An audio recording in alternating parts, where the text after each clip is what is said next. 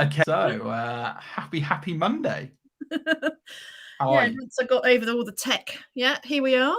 Here we are indeed. So is this your first ever LinkedIn Live? Yes.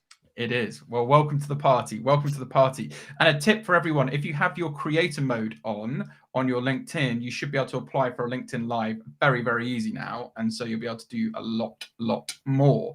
So I wanted to hop on to talk about today. We've excitedly released your episode on the Legally Speaking podcast, how to quit big law and become a business owner. Firstly, how was your experience on the show? Because I've seen you've been on quite a few podcasts recently, so which is great. But how was your overall experience with us?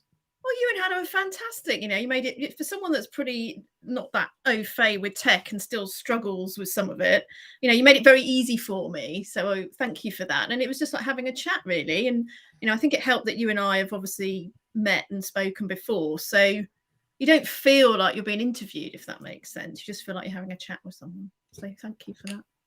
My absolute pleasure. My absolute pleasure. I really enjoyed it. And I particularly enjoyed you talking about your journey, which people will get to learn a lot more about, to where you are in the present day. So tell us a little bit more about sort of the present day with your business, for those who aren't sure what it is and what you're up to and your grand plans for that. Because I think you talk a lot about sort of your journey getting there, and I want people to listen to that and to show. But what's sort of what is it and where you're going to be going with it?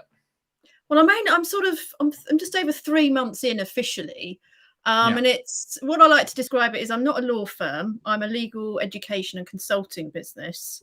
And so I'm not fully able to let go of the past yet, right? So I've held on to sort of the consulting piece of my business is me continuing to do what I've been doing for however, 20 years or whatever. So helping and advising on M&A, investment, shareholder agreements, that sort of stuff that I've sort of, just been doing forever. And I don't know if I think that's partly because I do truly enjoy that and working with people and helping them get through, those difficult transactions. But I think partly it's because I'm scared to fully let go of that piece of me, if that makes sense, because that's all I know.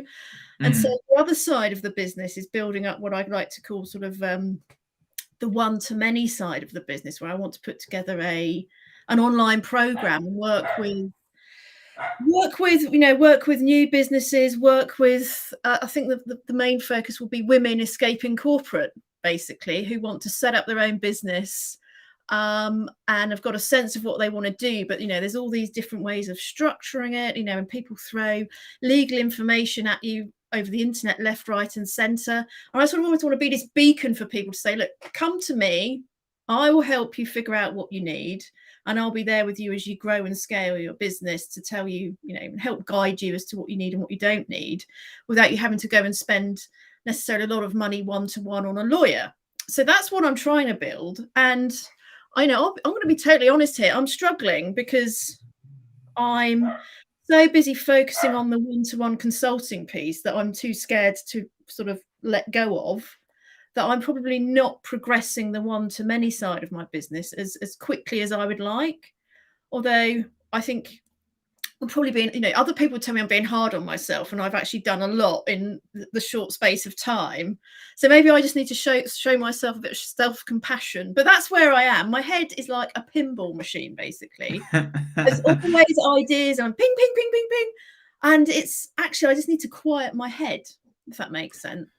Yeah, there's something to be said for simplifying. I think, it's obviously the entrepreneurial nature in you. You've got a million and one ideas. And I want to talk a little bit more about that transition from lawyer to entrepreneur. And, I know there's a lot of entrepreneurial work and thinking when you were in your big law days. And so I want to talk a little bit about that. But yeah, I think sometimes you can get overwhelmed, and lots of startup business owners, entrepreneurs do, because you've got all these amazing ideas. You want to take over the world. You want to do X, Y, and Z. And then it's just like, how do I put this all into practice, And that's why I always say to people that systems, processes, trying to optimize. I love that you're already thinking of your one-to-many model, because I think that just makes so much sense. And, your offering is fantastic in terms of what people should be getting. So they definitely need to check out your website, definitely need to get in touch with you to learn more about that.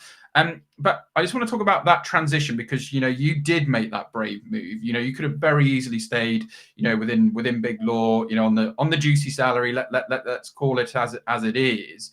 But what inspired you to do that? And what would you say was the biggest shock from moving from that big law to then entrepreneurial life that you could share with people who may be thinking they're, because the great resignation is real, right? People are leaving jobs left, right, and center. They're frustrated. People want something new. And like, should I go to a next job, or actually could I do it myself? So yeah, I know there's about 5 questions in one, which there's is a lot there. to My me. head is now ping-ponging around going, So yeah, take it where you want with that, but you get what I'm guessing. This time last year, I was utterly miserable, totally miserable. And, maybe one day I'll feel able to sort of talk about that a bit more openly. But, as I spoke to someone else about it, you have to be sometimes you almost have to be at rock bottom in order to sort of move away from being miserable. And a lot of people might say, oh Laura, why were you miserable? I mean, you've got a nice husband, you've got 2 kids, you've got this fantastic job, you've got a nice house, and that was all true. And so, I did an interview for the Telegraph, which was talking about all of this. Some of the vitriol I got for, because people don't believe you, or are like, yeah, oh, you've got this, ostensibly lovely life. What have you got to be miserable about? And in some ways, they're right. But in other ways, when you're sort of just going through the motions every day, and you can't, you wake up at 3 a.m. every night and you can't get back to sleep, and my brain was a very noisy place, and trying to figure my way out of it, and having been brainwashed is the wrong word, but I spent over 20 years thinking the only way to be a success in law was to be a partner in a big law firm. And other options were, that was me. If you did something else, that's because you were a failure and not good enough. And, I had to sort of talk myself out of that mindset and find different ways of doing things. And I stumbled across your podcast. I saw other people on LinkedIn doing different things and talking about law differently. And I started working, as I've mentioned before, with a couple of, with a business coach and with a brand coach. And between them, they sort of, I was about to rush into another decision, and I'd sort of really questioned my decision-making processes from the past. I was always beating myself up over what I thought were bad decisions. And they both helped me look at that differently and sort of think about, well, what do I like doing? How do I want to do it? And I just thought, well, it sounds cheesy, but I actually do like helping people. And I like solving problems. And I just want to get stuff done. And I've got no time for some of the things in big law that frustrates everyone, the FaceTime, the whole, the amount of times, Rob, I'd get wheeled out as the female private equity partner. I mean, I remember, I'd get someone calling me up to say, oh, we've got this meeting, we'd love you to join. And I'm like, okay, because, I'm, collaborative and helpful. And you'd get wheeled into this. I had to pause there because probably can't swear, look quite like wheeled into this meeting.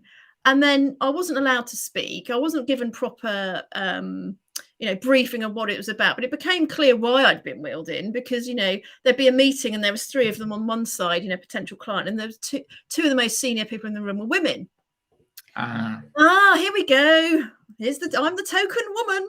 And it just got so bored. Anyway, whatever. I'm about to go on a rant, which is probably not good on LinkedIn Live. So I thought, well, you know what? I was 44 at that point, 45 now. So I've just got to get on with it, right? It's time to sort of try something different.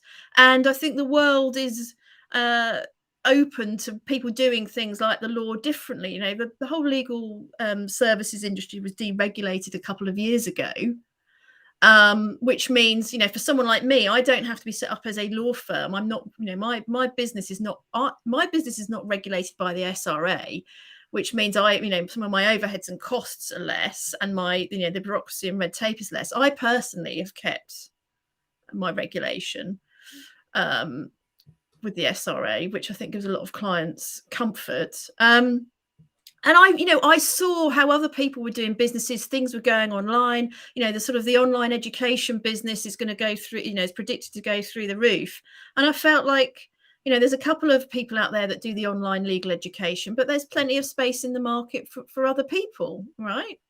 Absolutely. No, but that's what I encourage people, because you're absolutely right. The information, in this age of information, and if people can package that up and educate and inspire and entertain, their audiences, and there's a value attached to that, then that's a wonderful business to be in. And obviously, you've got a wealth of experience from a range of different environments and sectors. So, I think there's a lot people can learn. What would you say is some of the hardest things? Because again, people sat there thinking, I really want to do this. I really want to do this. What was the biggest surprise to you that you thought might be quite straightforward, but actually wasn't when it came to sort of launching your own business? Well, a couple of things. One is, it's very easy to get stuck in the weeds and get fixated on things.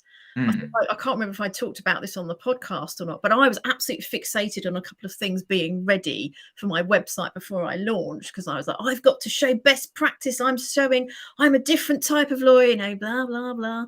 So these things must absolutely be like this. And my friend goes and he's like a website consulting bod. I never know how to describe his job, but he gets hired by companies to look at their websites and reconfigure them and make them, optimize them, basically. And so he really kindly gave me some of his time. He said, Laura, minimum viable product. You don't need all of this. No one cares.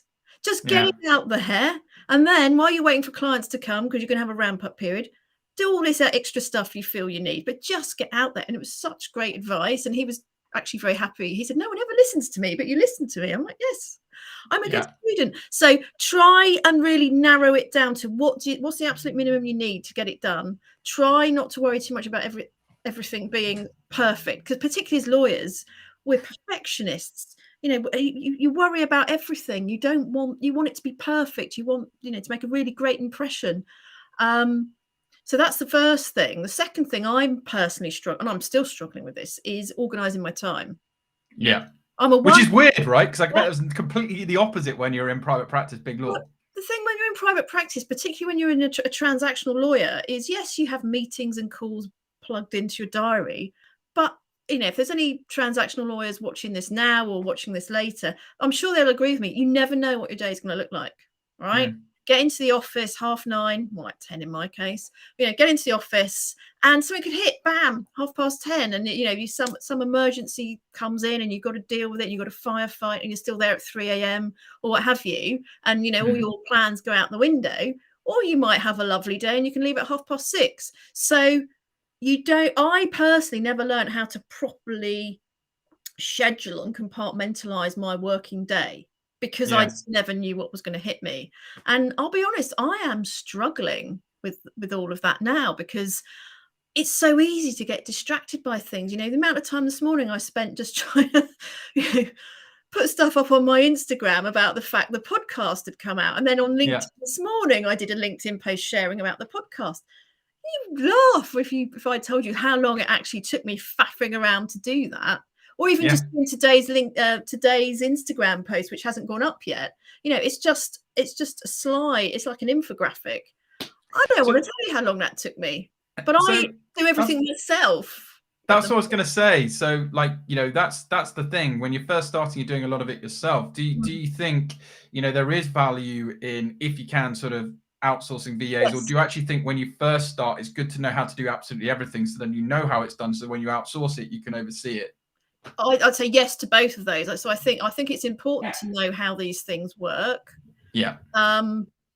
With things like the social media and the marketing, I think it's really important that I do that myself at the beginning, at least, because if I outsource that to someone, they need to understand what my tone of voice is like, what sort of graphics I like, how it all looks. And so I've got about 8 since I started in July. I think I've done about 80 posts on Instagram. So if you go on Instagram, you will see, it hopefully is cohesive, and you get there's a brand voice, and the way I write and respond, that's all me.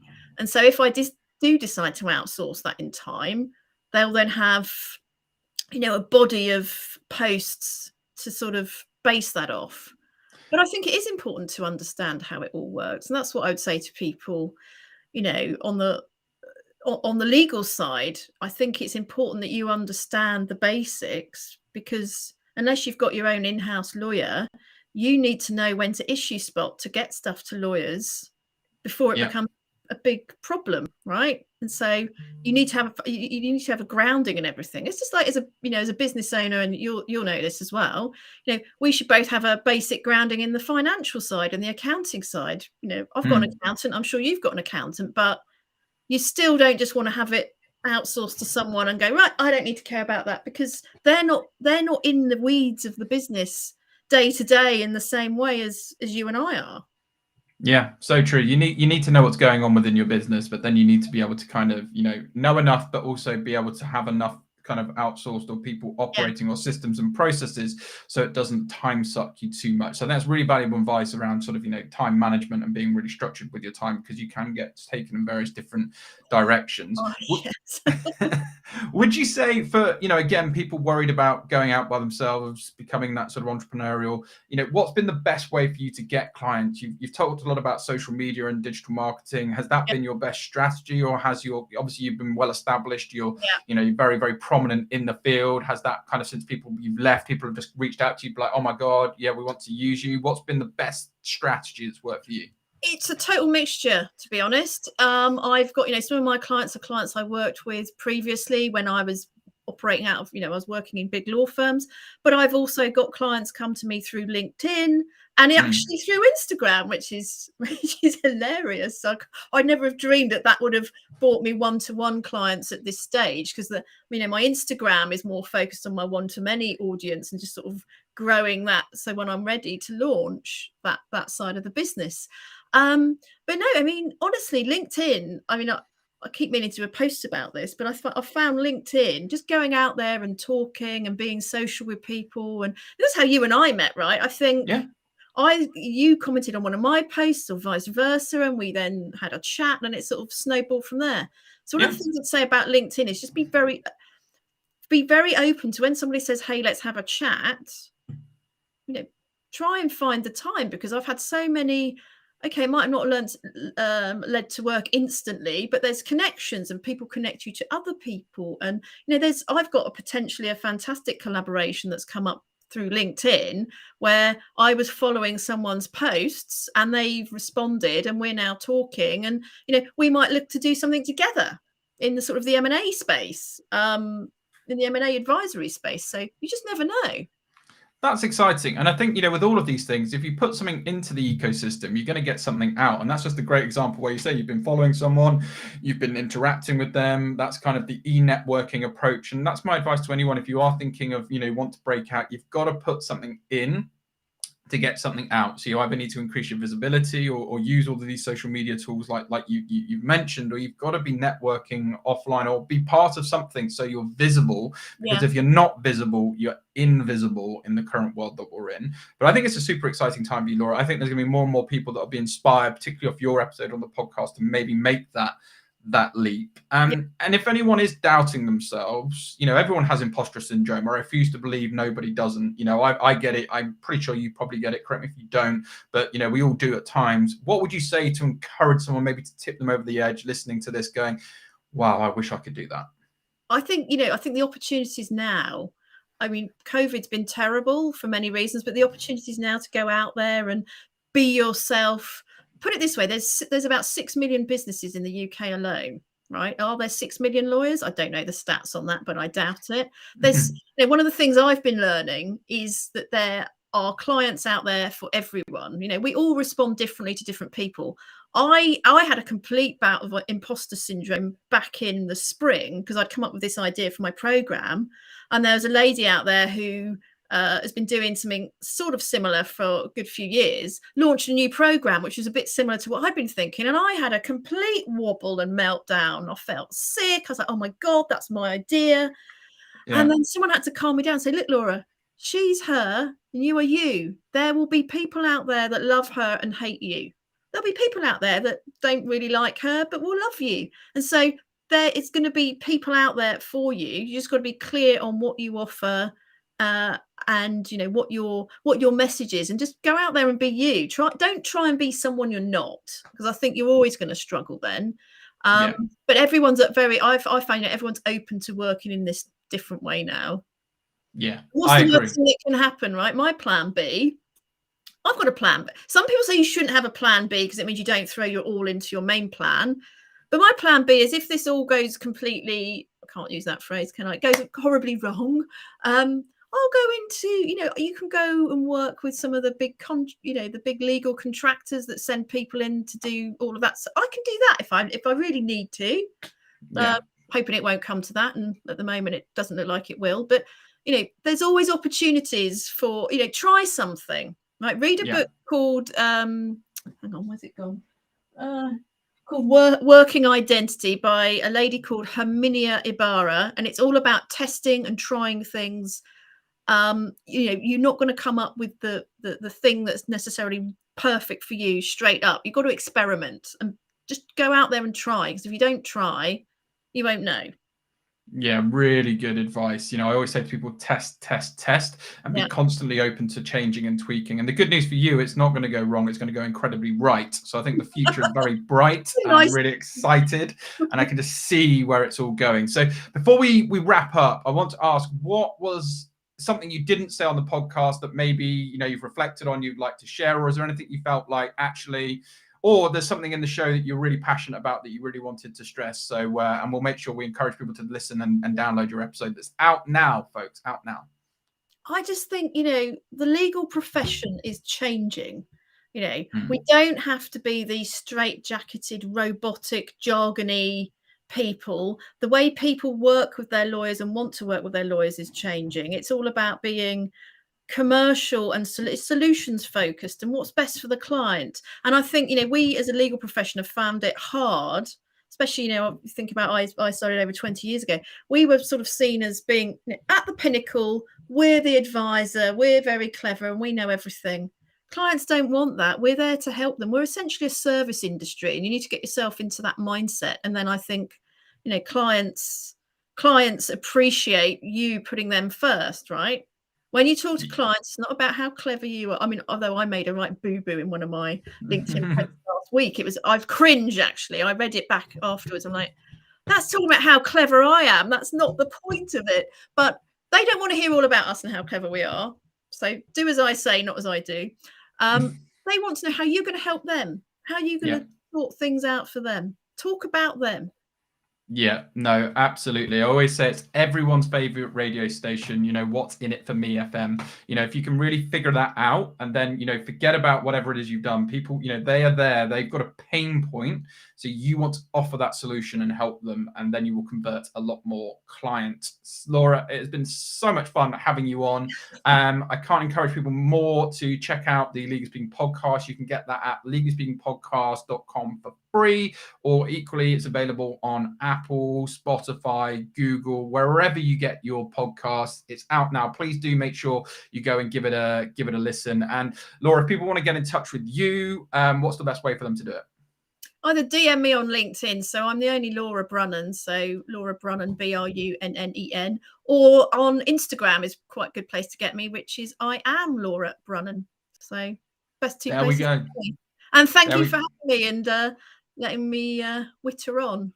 No, it's been fun. It's been lots of fun, and I can't wait, because I'll see lots of our joint global legal community will tune into this and watch. So I'm super excited. But have a great rest of the week. Super excited. Watch out for more news coming around Laura's episode. We're going to share lots more throughout the week. So make sure you do follow the Legally Speaking Podcast on all of our social channels. So Facebook, LinkedIn, and also we've got a YouTube channel. So make sure you subscribe to that, because we're going to try and include some of Laura's highlights from her show on there too, which is super exciting. So yeah, thank you so much, Laura. Really good to chat to you as always. Take care.